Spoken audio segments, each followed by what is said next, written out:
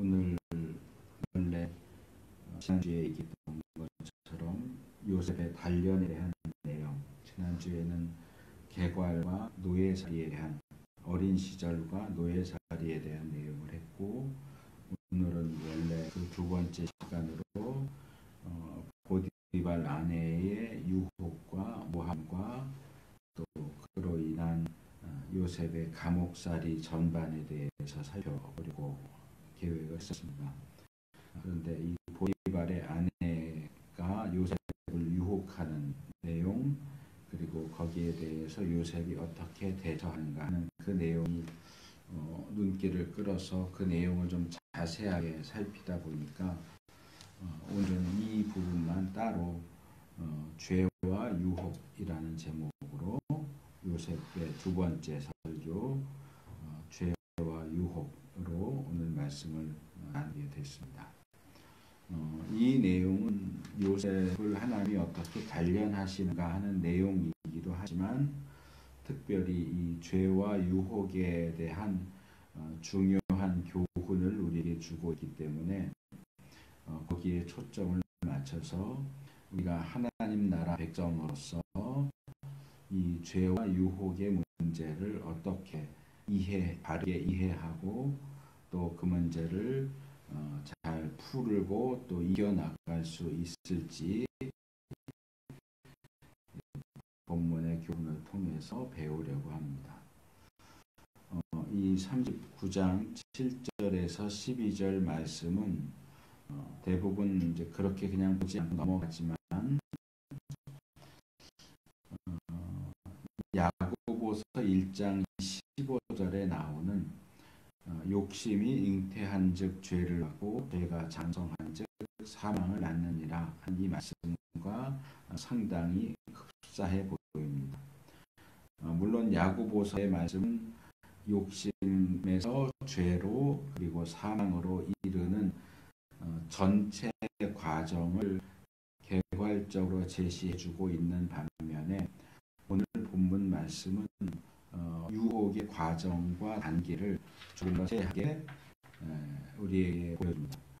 유혹이 어떤 식으로 진행되어 나가는지, 또 요셉이 그런 유혹에 대처해서 각각의 단계에서 어떻게 반응하고 있는지, 그래서 우리가 이 세상을 살아가면서 유혹을 어떤 식으로 받게 되는지, 또 그 각각의 단계에서 그 유혹을 어떻게 대처하고 이겨낼 수 있는지 하는 것들을 우리에게 교훈해 주고 있습니다.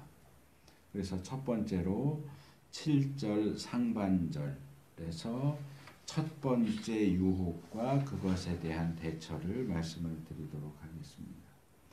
이 첫 번째 유혹의 시작은 일단 눈짓입니다. 눈짓했다 이렇게 나옵니다. 죄의 유혹은 물론 예외적인 경우도 아주 없는 것은 아니지만, 대부분 처음부터 들이대는 방식으로 오지 않고 처음에는 은밀하게 접촉해오는 방식으로 시작됩니다. 우리 속담에 가랑비에 옷 젖는 줄 모른다 하는 식으로 은밀하게 그리고 자연스럽게 우리 근처에 와서 자리를 잡는 방식으로 그렇게 접근해 옵니다. 그래서 처음에는 아주 조심스럽게 눈짓으로 자기의 뜻을 상대방에게 전달합니다.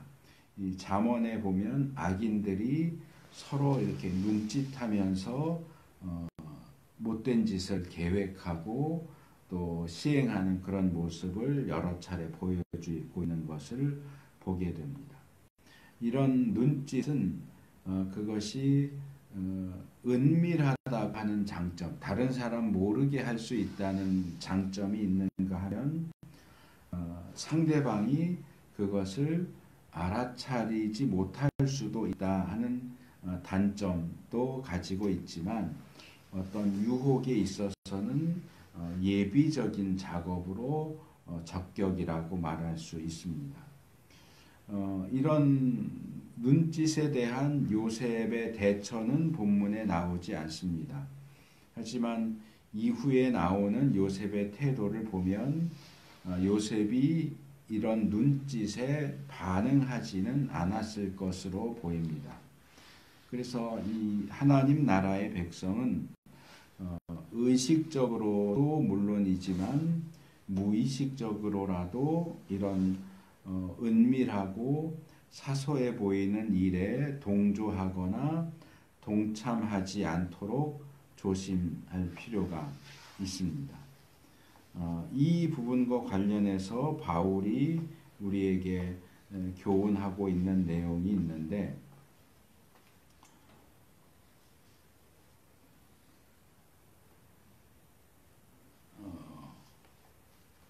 에베소서 5장 11절 12절에서 이렇게 얘기를 합니다. 너희는 열매 없는 어두움의 일에 참여하지 말고 도리어 책망하라. 저희의 은밀히 행하는 것들은 말하기도 부끄러움이라. 이렇게 이야기합니다.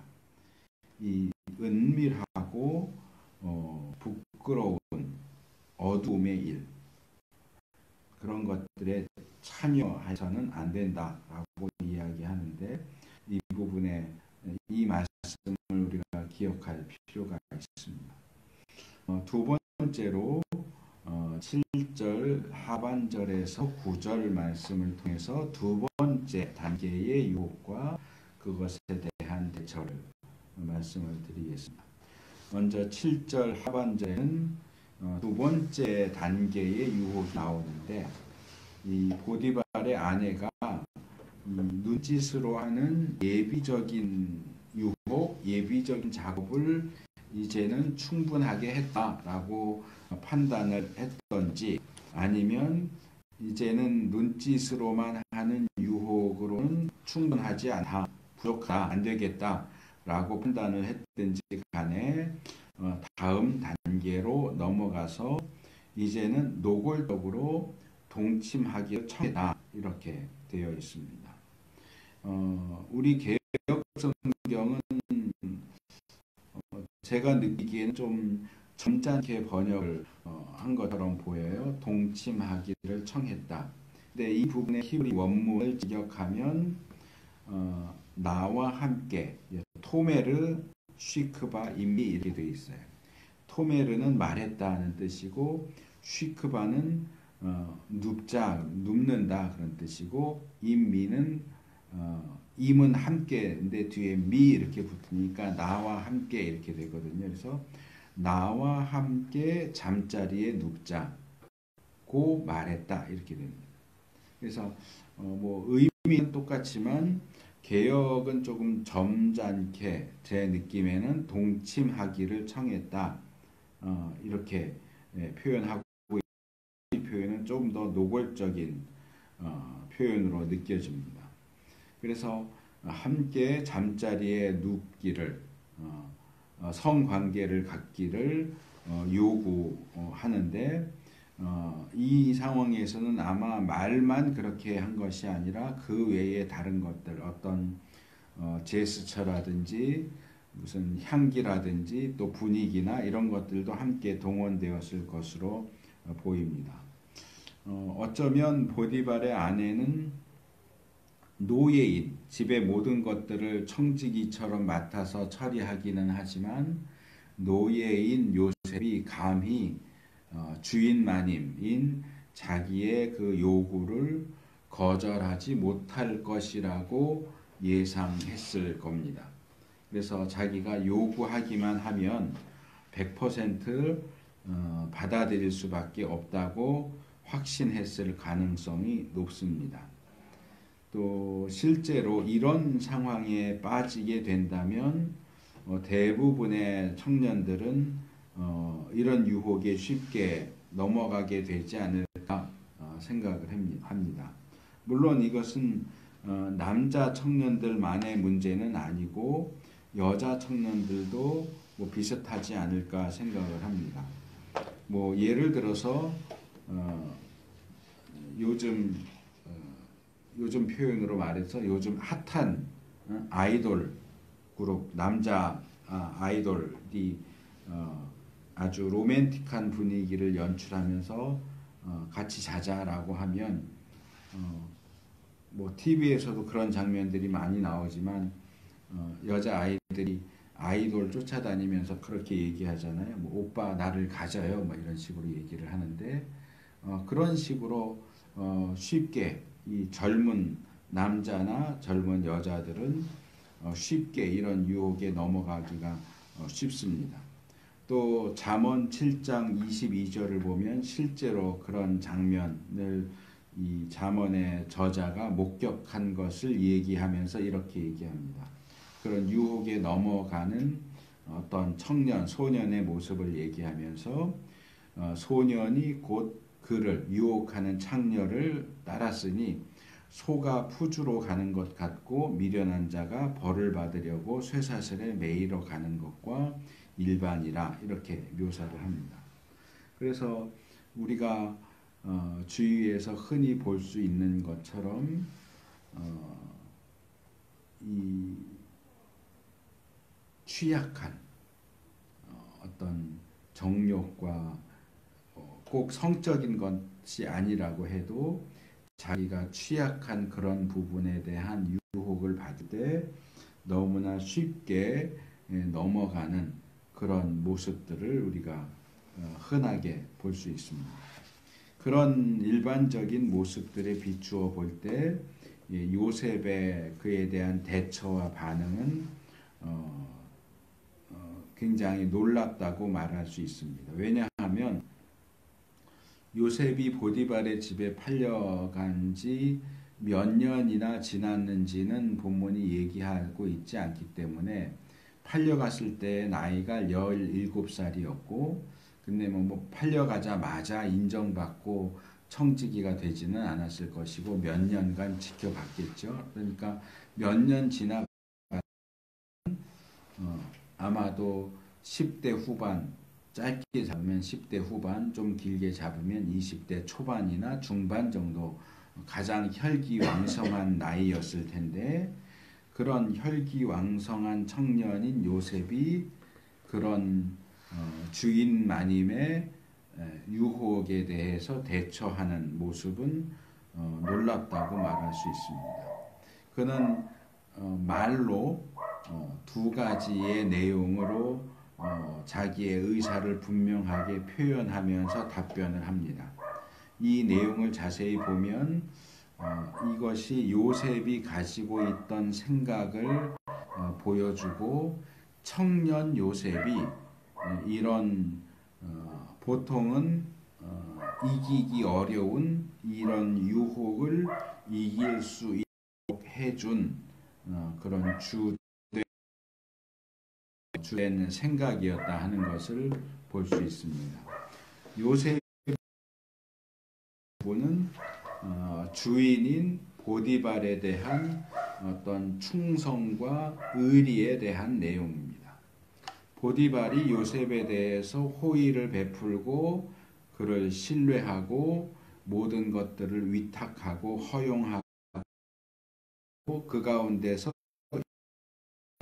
금지하고 있는 것 이런 것들을 이야기하면서 지금 동침을 요구하는 보디발의 아내가 바로 요셉에게 유일하게 금지된 대상이라고 이야기합니다. 그는 자기를 믿어준 주인에게 신의를 지키고자 합니다. 이렇게 사람을 의식하면서 이 범죄 행위를 억제하는 것은 사람을 보면서 그렇게 한다라고 하는 점에서 어떻게 보면 좀 수준이 낮아 보일 수 있지만 사실은 굉장히 지혜롭고 실제적인 방법이라고 말할 수 있습니다. 첫 하나는 자기가 사랑하고 신뢰하는 사람, 또 자기를 사랑하고 신뢰해주는 사람과의 관계를 생각하고 그 관계를 깨뜨리거나 그 사람들을 실망시키지 안아야 되겠다라고 하는 결단과 노력은 물론 100%는 아니라고 할지라도 우리가 죄의 유혹에 넘어가지 않도록 도와주는 효과가 있습니다. 여기서 요셉이 말하고 있는 것은 이 부분인 것으로 보입니다. 또 상담을 하는 사람들이 많이 이야기하는 것처럼 여기서 조금 더 적극적으로 나가서 자신이 신뢰하고 자신의 비밀까지도 털어놓을 수 있는 그런 대상에게 자기의 약점과 자기가 직면하고 있는 어떤 유혹이나 어려움에 대해서 고백하고 자기의 상태와 행동을 옆에서 점검해 달라고 요청하는 것.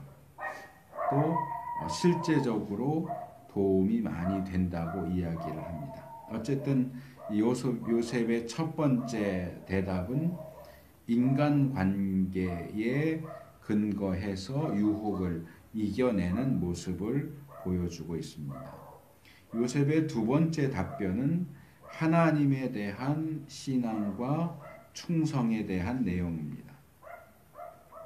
요셉은 보디발의 아내의 요구를 들어주는 것은 큰 악을 행하여 하나님께 득죄하는 것, 보디발에게도 죄를 짓는 것이지만 하나님께 큰 죄를 짓는 것이다 라고 이야기하면서 자기는 결코 그런 일을 할 수 없다고 이야기합니다. 우리가 늘 그 하나님 앞에 있다. 우리가 선하고 의로운 일을 할 때만이 아니고 유혹을 받을 때도 유혹에 넘어가서 죄를 지을 때도 늘 우리가 그 하나님 앞에 있다. 하나님께서 늘 우리의 앞에 계시다라고 하는 이 라틴어로 많이 알려진 코람 데오, 하나님 앞에서 또는 신 앞에 있다라고 하는 그 생각, 그 신전 정신을 유지하는 것도 역시 죄의 유혹을 이기는데 큰 도움이 됩니다. 이 거룩하시고 공의로우신 하나님을 기억하고 그분이 보시는 앞에서 범죄하는 것을 두려워할 줄 알아야 됩니다. 그 하나님이 이 죄에 대해서 진노하시고 심판하시는 하나님이라는 사실을 기억하는 것이 우리의 악행과 범죄를 제어하는 데 도움이 됩니다.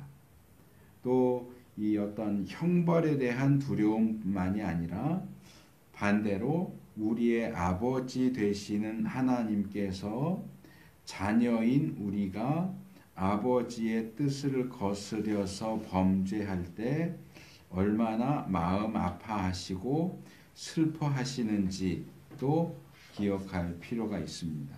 그 하나님을 슬프시게 하도록 할 수 없다라는 그런 생각과 각오. 그래서 첫 번째 것이 하나님에 대한 두려움에 기초한 내용이라면 뒤에 얘기한 것은 하나님에 대한 사랑에 기초한 방식이다. 그래서 우리 각자에게 어느 것이 더 와닿고 어느 것이 더 효과적이냐 하는 것은 차이가 있을 수 있겠지만 이 두 가지를 모두 기억하는 것이 우리가 유혹을 이기는데 도움이 된다. 그 말씀을 드릴 수 있습니다. 그래서 이 보디발에 대한 발언과 하나님에 대한 발언 이를 묶어서 함께 생각을 해보면 요셉에게 있어서 보디발의 아내는 시작했던 것처럼 아담과 하와에게 있어서 선악과와 같은 그런 존재였다. 이렇게 생각할 수 있습니다. 우리는 요셉을 통해서 이 하나님께서 금지하신 그것을 사람들과의 관계 또 하나님과의 관계를 생각하고서 거절할 수 있다. 그 유혹을 이겨낼 수 있다 하는 사실을 보게 됩니다. 문제는 우리가 어떤 방법을 사용해서 죄의 유혹을 이겨낼 수 있는지를 머릿속으로 알고 있다고 할지라도 그 지식과 그 이론이 실제와는 다르다는 사실입니다. 그게 이제 우리의 가장 큰 문제이고 딜레마죠.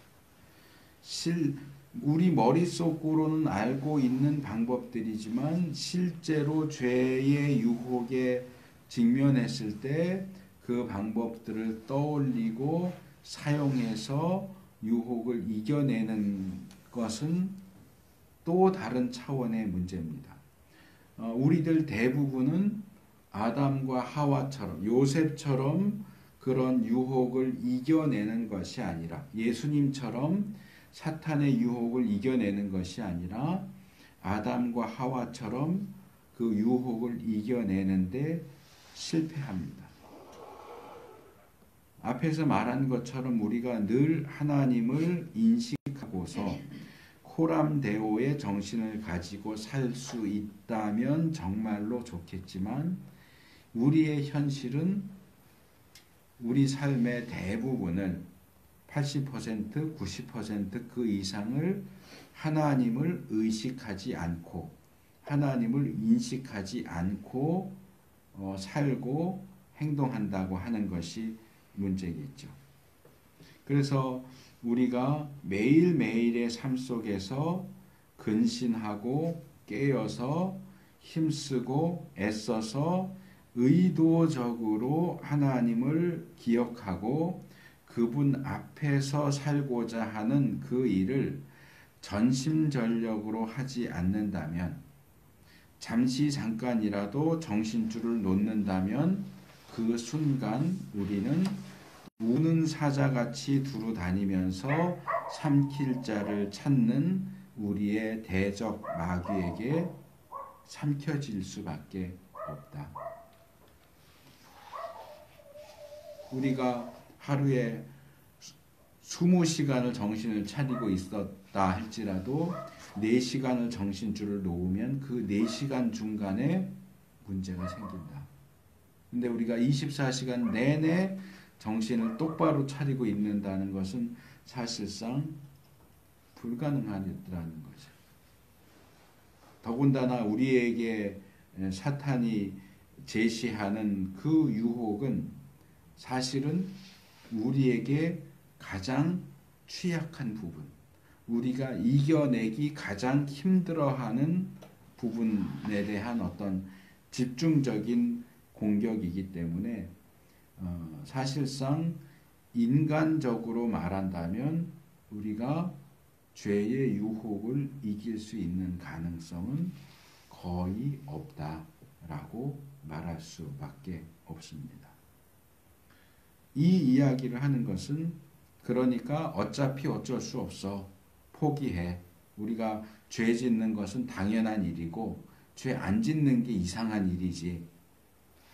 그 얘기를 하려고 하는 것이 아니고 우리가 싸워야 하는 싸움은 그만큼 힘든 싸움이고 불리한 싸움이다라는 사실을 알아야 된다 하는 겁니다. 그 사실을 알고 넋놓고 있지 말고 대충 어떻게 대충 하면 되겠지라고 생각하지 말고 긴장하고 조심하면서 그 죄와의 싸움터, 그 전장에 임해야 한다 하는 겁니다. 다윗이 골리앗을 대적해서 나가면서 너는 칼과 창과 단창으로 내게 오거니와 나는 만군의 여호와의 이름 곧 내가 모욕하는 이스라엘 군대의 하나님의 이름으로 내게 가노라. 기본적인 신체적인 능력의 차이도 굉장히 크지만 사용하고 있는 무기의 차이도 굉장히 커요. 골리앗은 거인에다가 힘센 사람에다가 장수에다가 싸운 경험도 많고 무기도 칼도 있고 창도 있고 던지는 창, 단창도 있어요. 다윗은 조그맣고 그냥 예쁘장하게 생겼고 갑옷도 맞는 것이 없어서 평소처럼 옷 입고 물맷돌에 돌 몇 개밖에 없어요. 이건 다윗이 이길 수가 없는 싸움이죠.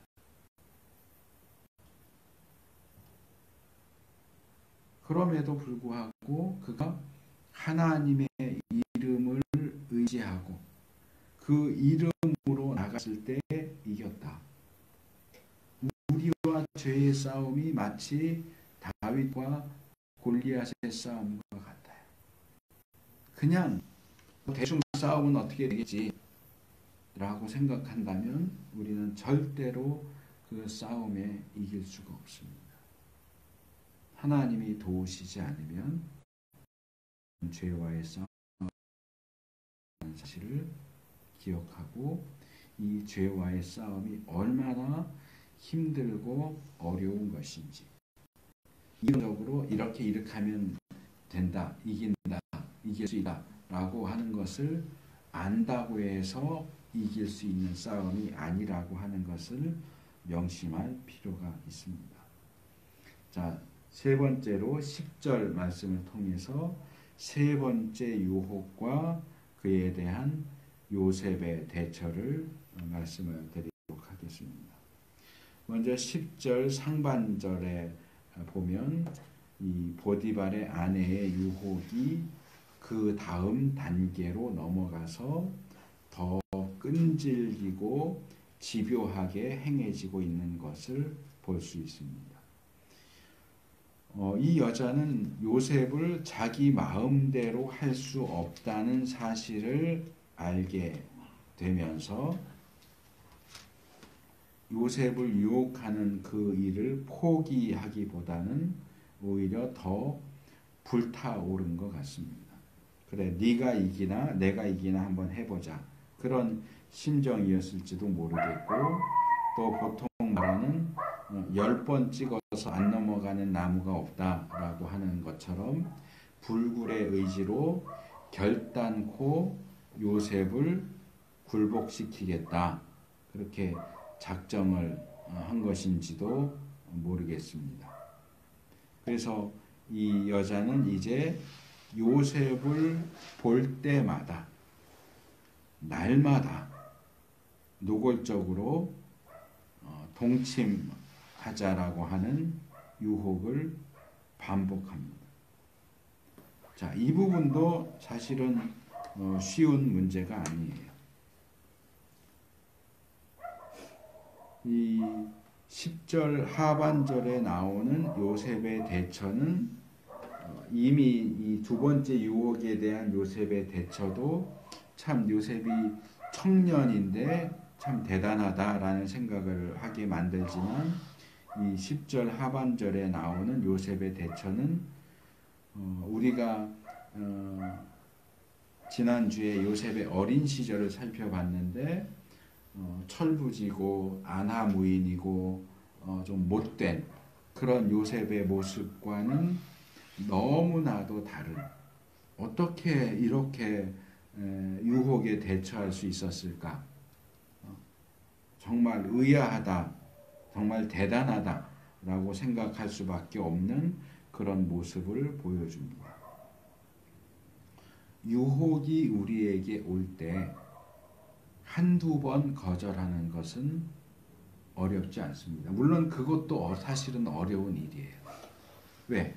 내가 가장 좋아하는 일, 가장 즐기고 내가 가장 연약한 부분을, 약점을 공격해 오는 것이기 때문에 돈에 약한 사람은 돈으로 유혹하고, 이성에게 약한 사람은 이성으로, 성을 가지고 공격해 오고, 권력이나 명예나 인기에 약한 사람들은 그것으로 딱 맞춤형으로 사탄이 공격해 오기 때문에 우리가 그것을 사실 거절하는 것이 쉽지가 않아요. 그런데도 어떻게 한 번, 두 번 거절할 수 있지만 그것이 매일 만날 때마다 얼굴을 볼 때마다 유혹을 해온다면 도대체 어떻게 무슨 정신으로 그것을 방어해낼 수 있겠느냐. 우리는 여기서 요셉을 통해서 유혹에 대처하는 지혜를 배울 수 있습니다. 요셉은 단순히 두 번째의 경우처럼 거절의 말을 되풀이하는 것으로 대처하지 않습니다. 안 됩니다. 할 수 없습니다. 라고 하는 말만 되풀이하면서 대처한 것이 아니라 보디발의 아내가 요셉에게 자신에게 유혹의 말을 하는 것을 아예 듣지를 않았다 하는 겁니다. 여기 중반절에 요셉이 듣지 아니하여 동침하지 아니할 뿐더러 라고 기록을 하고 있는 내용을 보면 그냥 요셉이 그 보디발 아내의 그 유혹을 듣기는 했지만 그것을 거절해서 동침하지 않았다. 거절했다.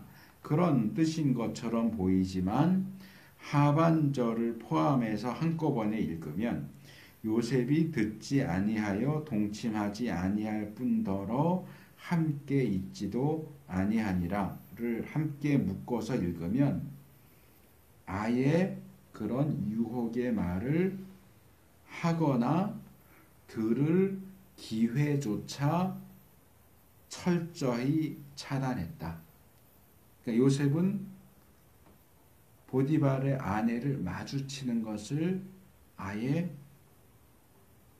차단해서 원천 봉쇄해서 보디발의 아내를 피해 다녔다. 아예 서로 간에 얼굴 보는 것조차 피했다. 그런 의미로 이해할 수 있습니다. 피해 다닌 거죠. 볼 때마다 유혹을 해오니까 유혹할 때마다 아니요 라고 대답하는 것도 쉬운 일이 아니기 때문에 아예 마주치지 않기 위해서 피해 다닌 겁니다. 이런 요셉의 태도와 반응은 우리가 마지막 네 번째에서 살펴볼 반응과 아주 밀접한 관계를 가지는데 그 부분은 조금 뒤에 다루기로 하고 여기서는 기본적인 내용만 말씀을 드리려고 하는데 대부분의 죄들은 우리가 맞서서 싸워야 하는 죄들입니다. 히브리서 12장 4절이 말하는 것처럼 너희가 죄와 싸우되 아직 피 흘리기까지는 대항치 아니하고 그래서 죄와 싸워야 됩니다. 기본적으로는 우리가 죄와 싸워야 하는데 그렇지만 어떤 종류의 죄들은 맞서서 싸우는 게 불가능해요. 맞서서 싸울 수 없고 그렇게 해서는 안 되는 종류의 죄들이 있습니다. 그 가운데 대표적인 것이 바로 지금 요셉이 직면하고 있는 성적인 죄입니다.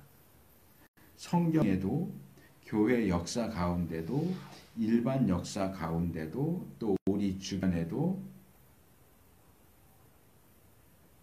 성적인 유혹과 관련해서 이까지 유혹쯤은 내가 얼마든지 이길 수 있어 라고 큰 소리 뻥뻥 치다가 거기 걸려서 넘어진 사람들이 한둘이 아니에요. 수두룩해요.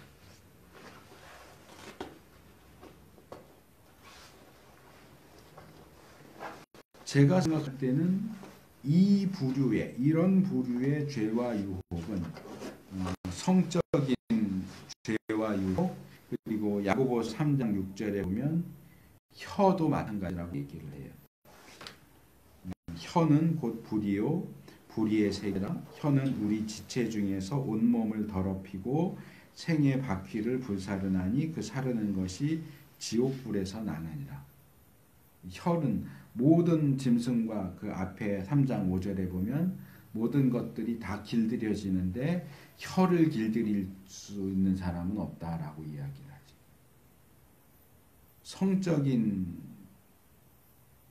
유혹, 혀를 사용에 대한 유혹은 맞서 싸워서 이길 수 있는 죄가 아니고 요셉이 하는 것처럼 피하고 도망해야 하는 그러한 죄가 아니겠는가 생각합니다.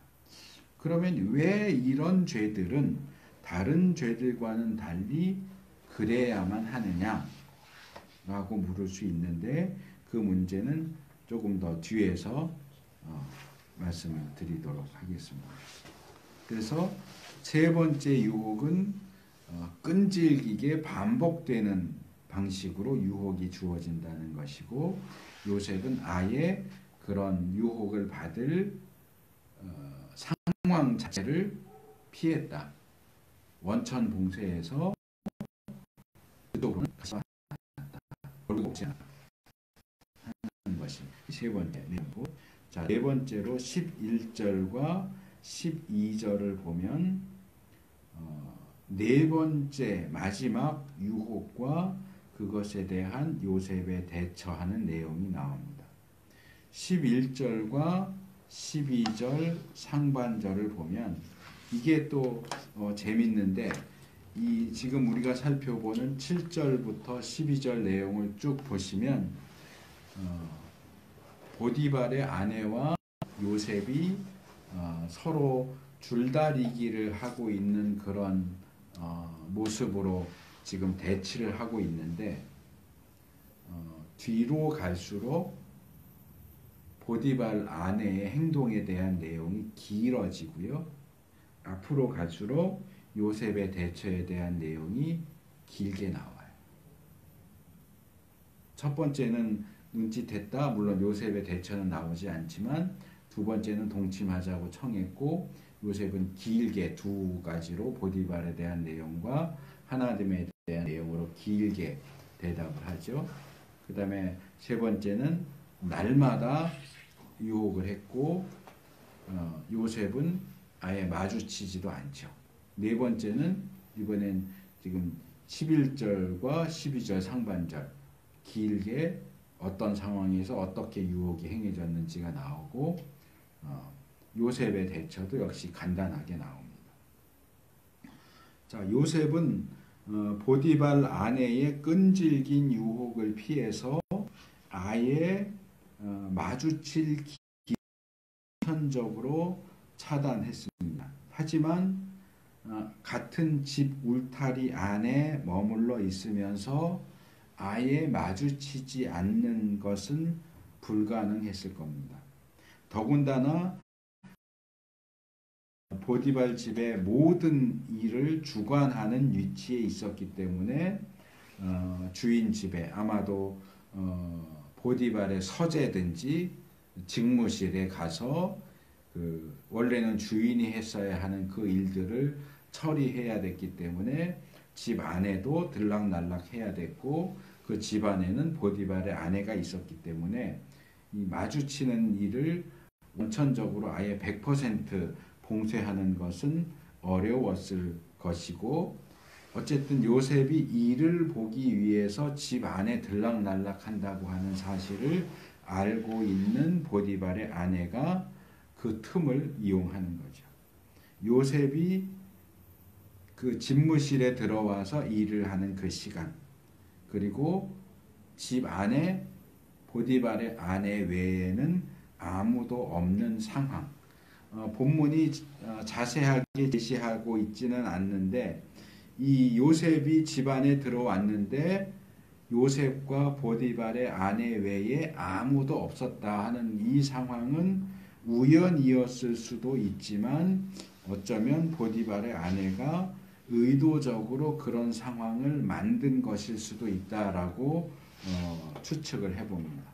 그러니까 요셉이 집안에 들어와서 있을 그 시간에 다른 시종이나 이런 사람들을 분명히 뭐 몸종도 있고 시종도 있고 이랬을 텐데 그 사람들이 자의로 자리를 비우지는 않았을 것이고 보디발의 아내가 너희들 다 나가 있어라 이렇게 했을 가능성이 높다고 생각을 합니다. 그래서 아무도 집안에 있지 않게 해서 자기와 요셉 둘만 있을 수밖에 없는 상황을 만들어 놓고 아예 육탄 돌격을 하는 거죠. 이 보디발의 아내가 요셉의 겉옷을 이제는 하도 피해 다니고 도망 다니니까 겉옷을 꽉 틀어 잡았습니다. 도망가지 못하도록. 우리 개역 성경은 단순히 옷을 잡았다 이렇게 번역을 했지만 여기 사용된 히브리 단어를 보면 타파스라고 하는 단어인데 붙잡다, 사로잡다, 압도하다, 장악하다, 휘두르다 그런 보다는 훨씬 강한 의미죠. 그냥 옷을 이렇게 잡은 정도가 아니라 이렇게 꽉 움켜쥔 거죠. 물론 여자가 붙잡았다고 해서 남자인 요셉이 그걸 뿌리치지 못했다 이렇게 말할 수는 없겠지만 보면 그녀의 손에 붙잡힌 겉옷을 버리고서 도망해야 했던 것으로 봐서 이렇게 뿌리치기 힘든 그런 상황이었을 것으로 보입니다. 이렇게 요셉을 꼼짝할 수 없게 도망갈 수 없게 만들어 놓고서 또다시 동침을 요구합니다. 자, 그 상황에서 과연 옷만 붙잡고 그랬을까요? 자, 이 정도면 정말 이 보디발의 아내는 정말 파렴치하다. 염치고 체면이 성욕에 가득 차서 이사야서나 에스겔서에 나와 있는 표현처럼 들나기가 발정기가 돼서 미쳐 날뛰는 것 같은 그런 모습이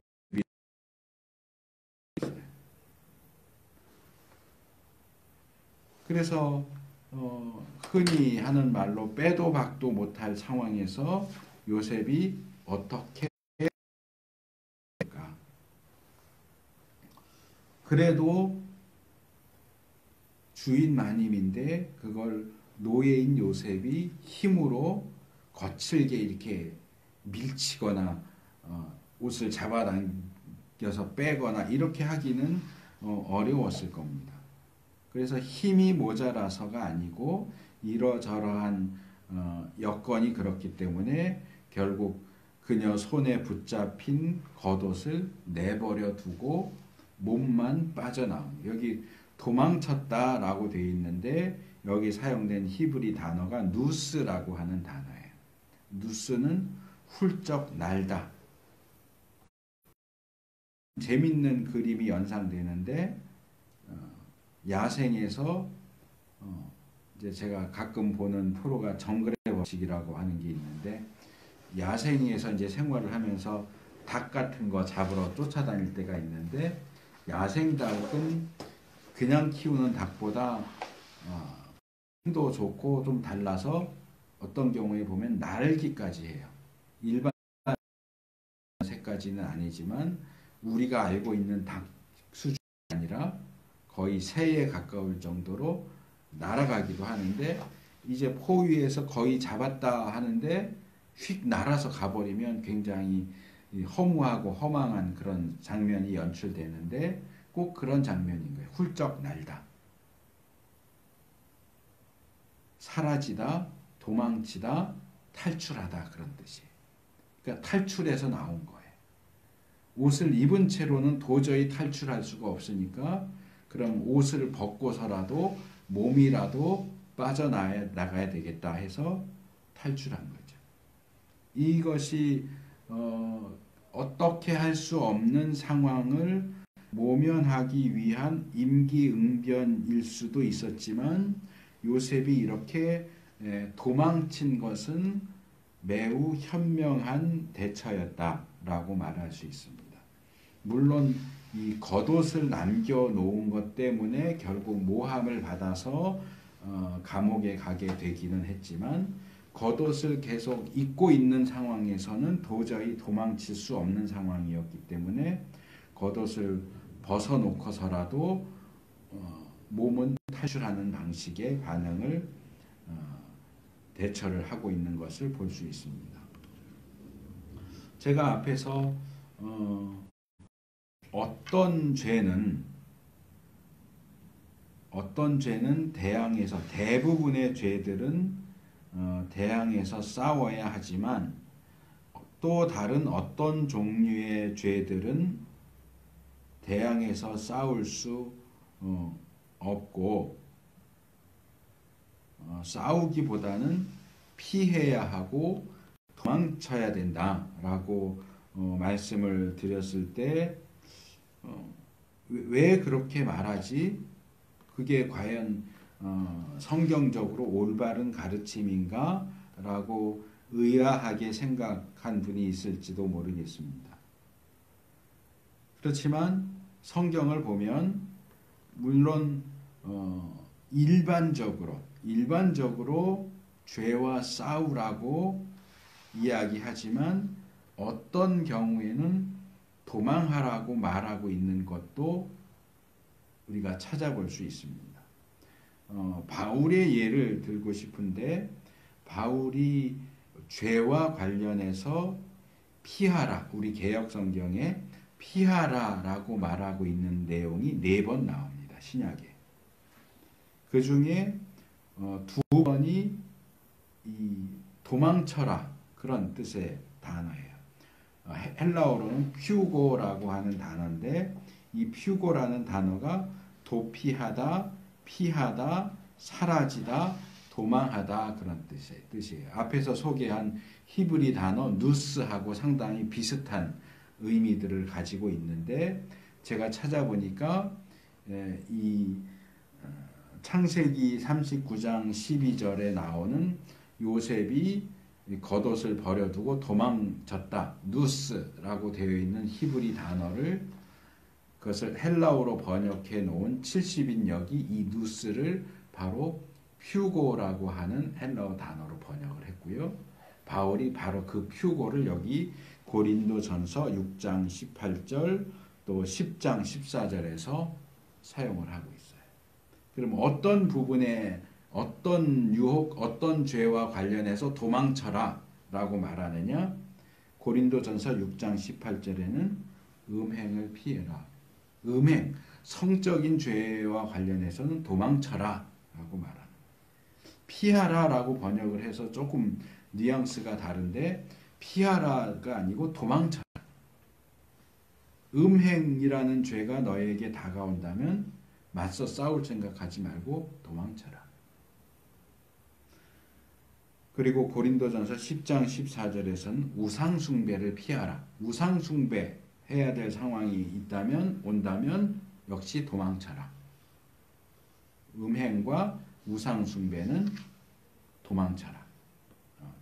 우리 개역은 피해라 이렇게 번역을 했지만 그 외에 이제 디모데전서 6장 20절 거짓되이 일컫는 지식에 망령되고 허한 말과 변론을 피하라. 디도서 3장 9절 어리석은 율법에 대한 다툼을 피하라 이렇게 되어 있는데 여기는 각각 사용된 단어가 달라요. 퓨고가 아니고 다른 단어들 뭐 물러나라든지 디모데전서 6장 20절은 에크트레포에서 물러나라 길에서 쫓아내라 그런 뜻이고 디도서 3장 9절에는 페리스테미 그래서 물러서라 비켜라 말 그대로 비켜라 그런 뜻을 가진 단어들을 사용했고 도망쳐라 퓨고는 고린도전서 6장 18절의 음행 고린도전서 10장 14절의 우상숭배와 관련해서만 사용을 해요. 그래서 이런 특별한 죄들의 경우에는 성경이 맞서 싸우기보다는 피하고 도망치는 것이 더 낫다. 이건 제가 혼자서 하는 얘기가 아니고 성경도 역시 그렇게 가르치고 있는 내용이다 하는 겁니다. 자, 마지막으로 지적했던 그러면 일반적인 죄들은 다 우리가 맞서 싸워야 하는데 이 정욕이라든지 우상숭배라든지 또는 혀를 사용하는 이런 몇몇 특별한 죄들의 경우는 왜 맞서 싸우기보다는 도망해야 한다고 말하느냐? 왜 그러느냐? 이 정욕이 왜 특별하냐? 왜 특별한 종류의 죄냐? 하는 것에 대해서 두 가지로 말씀을 드리려고 합니다. 하나는 정욕이라고 하는 것이 과연 어떤 죄인가? 둘째로는 이 죄에 대해서 우리가 어떻게 대처해야 되는가? 먼저 정욕이 과연 어떤 것이길래 이렇게 특별하고 또 강력해서 싸우기보다는 도망쳐야만 하는 그러한 죄인가?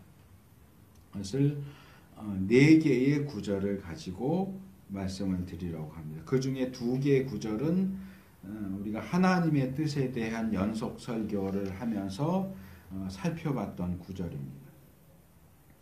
첫째로 사도 요한은 요한일서 2장 15절과 16절에서 이 세상이나 세상에 있는 것들을 사랑치 말라.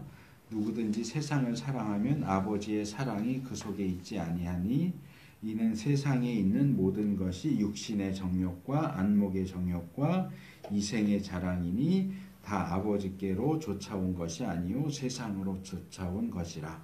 그렇게 이야기합니다.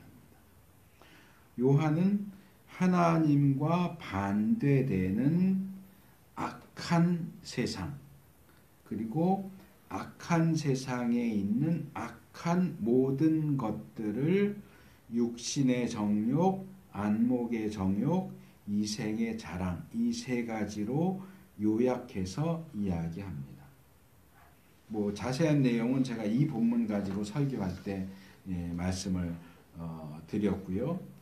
여기서는 요한이 이 3가지 중에 왜 육신의 정욕을 첫 번째로 꼽았을까 하는 것만 말씀을 드리고 싶어요.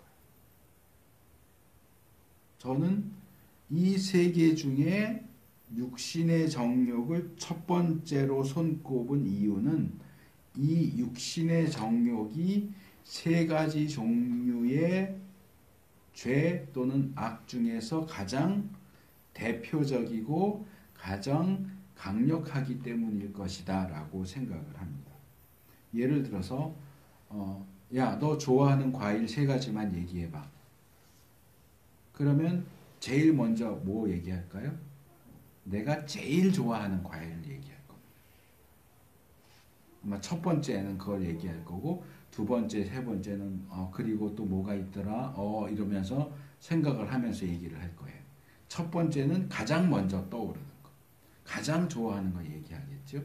그러니까 가장 나쁜 거 3개 얘기해봐. 그러면 가장 나쁘고 가장 싫어하는 걸 첫 번째로 얘기하겠죠.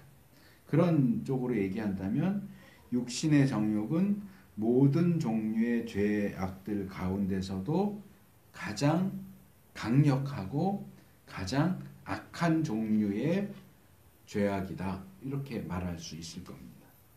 물론 여기서 말하는 육신의 정욕이 꼭 성적인 욕망만을 가리키는 것은 아닙니다.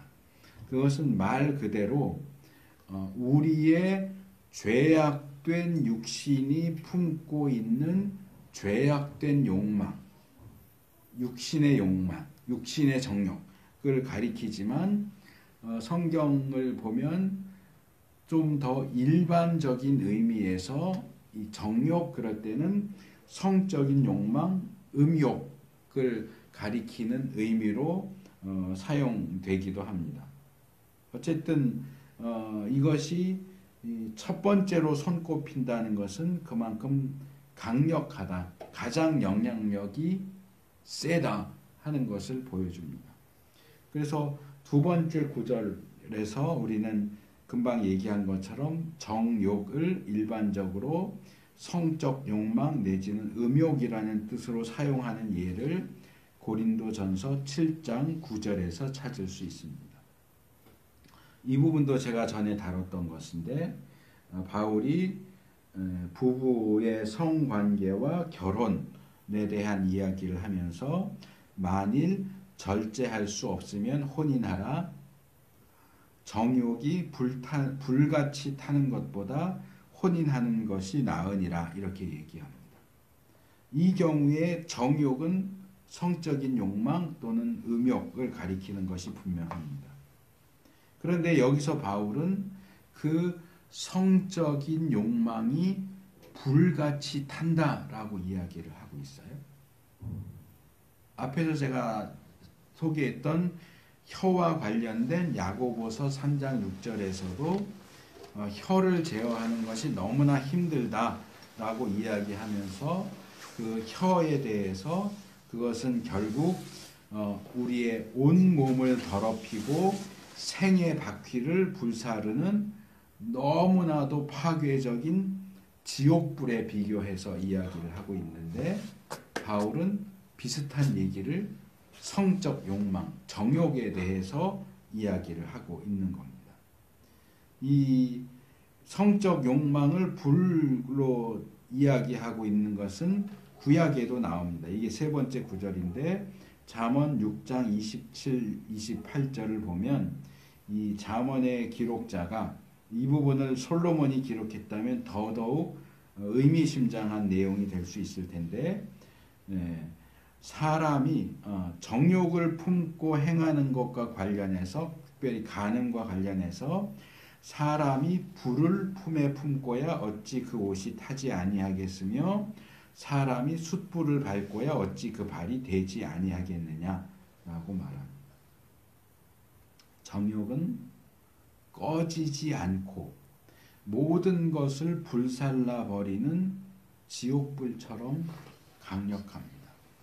현대적으로 말하자면 핵이에요. 핵. 솔로몬이 현대인이었다면 불 아니고 핵이라고 얘기했을 것 같아요.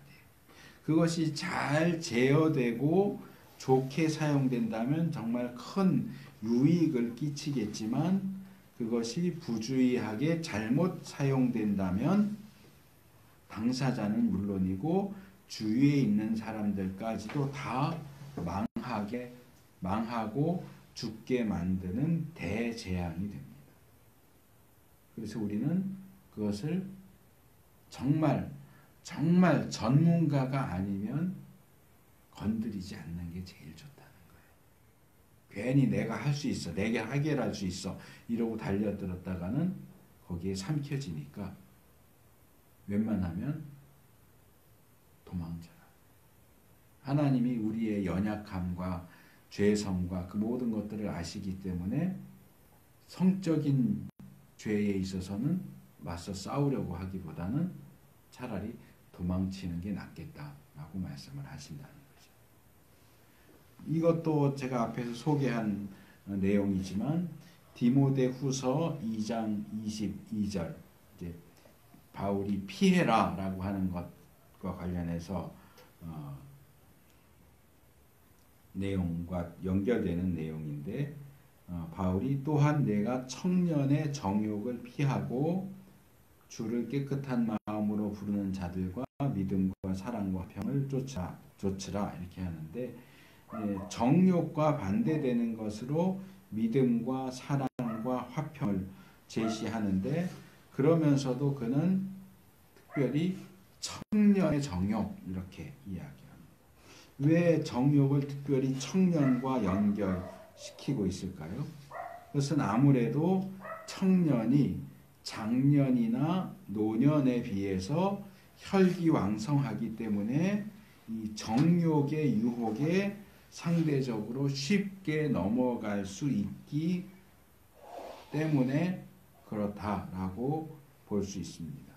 하지만 그렇다고 해서 맞아. 이 정욕은 청년들만의 문제야. 청년들이 정말 제일 조심해야 돼. 이렇게 말하면 안 됩니다. 왜냐하면 정욕을 통한 사탄의 공격은 나이를 가리지 않기 때문에 그렇습니다. 제가 과거에 설교하면서 몇 번 소개했던 내용이기는 한데 이 고든 맥도날드가 그의 책에서 소개한 이 내용을 저는 아주 인상 깊게 읽었고 교훈하는 바가 크다고 생각을 합니다. 그 어느 도시에 갔을 때 은퇴하신 노 목사님이 그를 픽업해 주셨는데 도시를 이렇게 가로질러서 가면 목적지에 더 빨리 갈 수 있는데 일부러 이렇게 빙 돌아서 시간도 더 많이 걸리고 거리도 먼 길로 빙 돌아갑니다. 그래서 왜 이렇게 가느냐, 더 빠른 길로 가는 게 좋지 않겠냐 했더니 그 빠른 길에는 성적인 유혹이 많은 곳이다. 아마도 거기에 뭐 사창가 같은 게 있던가 그래서 그런 곳이어서 일부러 피해 갑니다. 그렇게 대답을 했대요. 그래서 목사님이시고 더군다나 연로하셔서 은퇴하시기까지 한 분인데 그게 아직도 유혹이 되십니까? 그거 아직 조심하셔야 됩니까? 라고 물어봤더니 그런 유혹은 나이와 상관이 없기 때문에 조심하고 있다. 조심해야 한다. 그렇게 답변을 했다고 합니다. 이 목사님 정말로 지혜로운 분이에요. 육체의 정욕은 무척 힘이 세기 때문에 청년의 정욕만 조심할 게 아니고 장년의 정욕도 조심해야 되고 노년의 정욕도 조심해야 하고 요즘 이렇게 서서히 문제시 되고 있는 유년의 정욕도 조심하지 않으면 다 불탈 수밖에 없습니다. 그러면 이렇게 강력한 적인 정욕을 우리가 어떻게 해야 하겠느냐? 기본적으로는 앞에서 제가 이미 제시한 것처럼 요셉이 한 것처럼 어떤 빌미도 주지 않도록 피해야 됩니다. 피해야 하고 도망쳐야 합니다. 내가 이 길로 가니까 자꾸 내 눈이 정욕 때문에 유혹을 받고 마음이 흔들린다. 그럼 그 길을 피해야 됩니다. 그 길로 가는 거 피해야 됩니다. 내가 이 사람을 만날 때는 자꾸 흔들린다. 그럼 만나지 말아야 됩니다. 이런 상황에 들어가니까 내가 자꾸 유혹을 받더라. 그러면 그런 상황을 만들지 말아야 돼요. 피해야 되고 도망해야 돼요. 성경은 거기에 한 가지를 더 붙입니다. 제가 이 한글 원어로 또 살피면 또 다르겠지만 복잡하기 때문에 제가 그냥 한글 개역 성경으로 한글로 찾아봤는데 한글 개역 성경에 정욕이라는 5번 나와요. 잠언에만 한 군데가 나오고 나머지 24번은 다 신약에 나오는데 제일 많이 얘기하는 사람이 바울이에요. 바울이 10번을 얘기를 했어요. 로마서, 고린도전서, 골로새서, 디모데전서, 후서, 디도서. 그 다음 많이 얘기한 사람이 베드로예요. 베드로가 7번. 야고보가 3번, 요한이 2번, 유다가 2번. 근데 두 개 다 합쳐봤자 분량이 8장밖에 안 돼요. 8장밖에 안 되는데 7번을 얘기했으면 거의 한 장당 한 번에 얘기하는. 바울 서신을 그렇게 얘기한다면 10번이 아니라 100번, 200번, 300번이 나와야 되는 정도 수준이에요. 그래서 베드로가 이 정욕에 대한 내용을 많이 언급을 하고 있는데 특별히 베드로 전서 2장 11절에 보니까 사랑하는 자들아 나그네와 행인 같은 너희를 권하노니 영혼을 거스려 싸우는 육체의 정욕을 제어하라. 제어하라. 이렇게 이야기를 합니다.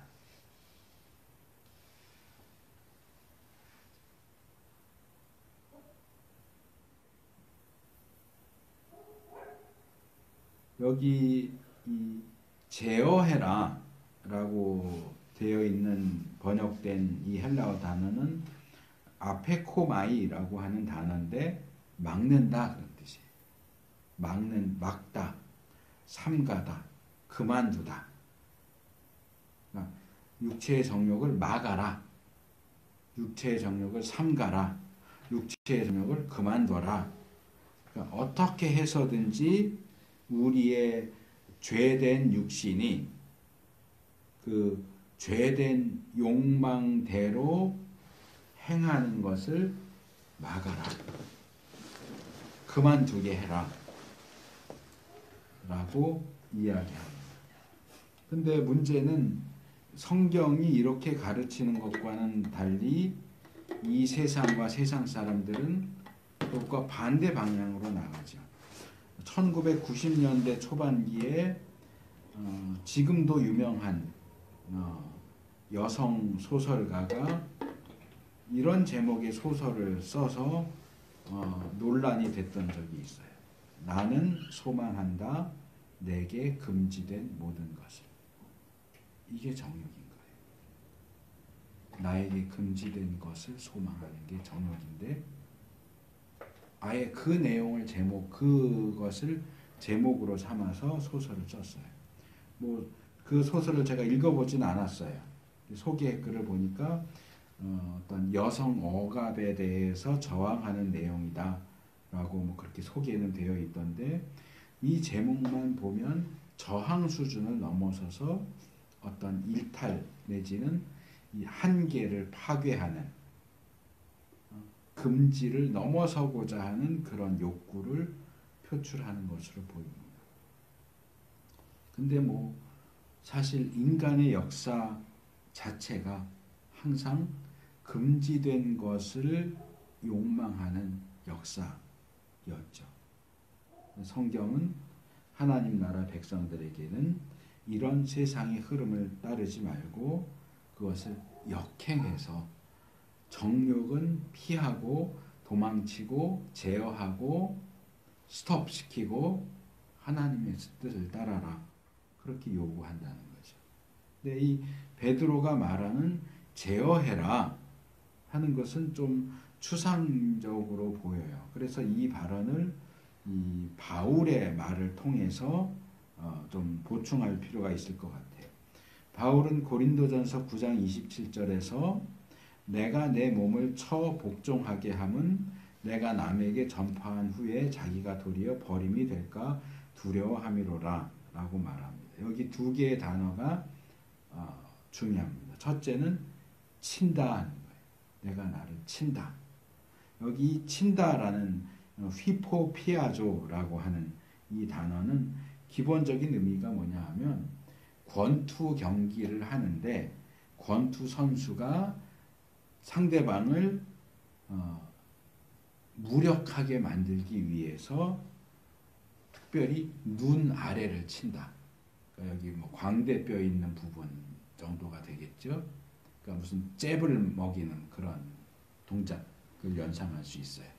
그러니까 이 눈 아래를 친다 그런 뜻이에요. 내가 나를 친다. 그냥 치는 게 아니라 여기 눈 아래를 정신을 차릴 수 없도록 정욕에 사로잡혀서 눈이 뻘개서 정욕대로 행하려고 하는 나의 눈 아래를 세게 쾅 쳐가지고 정신이 번쩍 들게 한다 그 말이에요. 그래서 눈 아래를 친다, 못 살게 군다, 성가시게 한다, 고통스럽게 한다, 굴복시킨다 그 말이에요. 그래서 우리의 죄악된 육신이 원하는 대로 하도록 놔둬서는 안 되고 그걸 쳐서 이 간혹 영화나 드라마에 나오는데 이 표현을 문자적으로 받은 중세 또는 근세의 로마 카톨릭 신부나 수도사들이 고행을 한다고 하면서 채찍을 가지고 이렇게 위통 벗고 무릎 꿇고 앉아서 채찍으로 자기 몸을 때리는 그런 장면이 가끔 나오는데 이 내용을 문자적으로 실행하는 모습이 바로 그거예요. 정말 말 그대로 자기를 때리는 거예요. 채찍 가지고. 왜? 이 정욕이 막 불 끓듯 끌어오르니까 이걸 어떻게 주체할 수가 없으니까 채찍으로 때려서라도 그걸 잠재우는 거지. 스톱시키는 거예요. 괴롭게 해서 고통을 줘서 꼼짝 못하게 만들어요. 그렇게 치는 것의 목적이 뭐냐? 복종하게 하기 위해서. 근데 여기 복종하게라고 번역된 단어는 둘라고게오인데 이건 문자적으로 노예 감독이 된다. 상대방을 노예로 만든다 그런 뜻이에요. 예속시키는 거죠. 우리의 죄악된 육신이 죄악된 욕망에 따라 마음대로 행하지 않도록 노예로 삼아서 복종시켜라.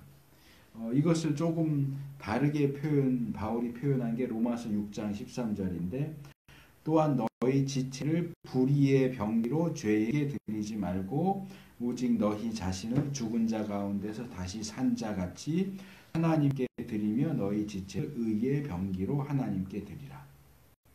우리 자신을 불의의 병기로 정욕을 행하는 불의의 병기로 죄와 사탄의 노예가 아니라 의의 병기로 의와 하나님의 노예로 만들어라. 말로 해서 안 되면 때려라. 쳐라. 눈 아래를 세게 쳐서 정신이 번쩍 들게 만들어라서 또 스톱시켜라.